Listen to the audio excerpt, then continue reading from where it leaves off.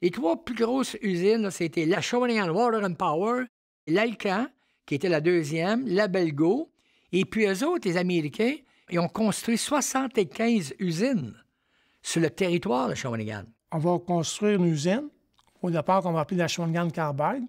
D'autres entreprises vont venir se greffer, qui vont se fusionner en 1927 pour former la Shawinigan Chemicals, et qui, elle, va devenir très prospère et très importante. Il y a à peu près 1500 travailleurs dans le complexe chimique. Pour montrer toute l'importance de ce complexe-là. On a aussi la CIL. C'est la première usine au Canada où on va produire pour la première fois du papier cellophane. Plusieurs innovations qui ont été faites à Shawinigan. Moïse Cadorette, il est le premier au Canada à avoir utilisé le fibre de verre pour faire des embarcations, des canaux.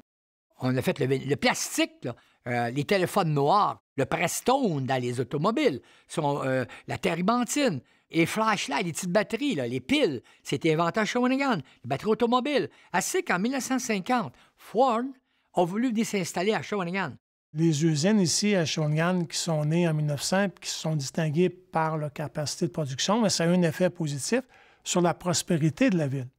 Dès le début, de 1901-1902, jusqu'au début des années 60, Shawinigan est une des villes les plus prospères au Canada. En 1955, 1957, 60, c'est ici qu'on appelle les salaires les plus élevés au Québec.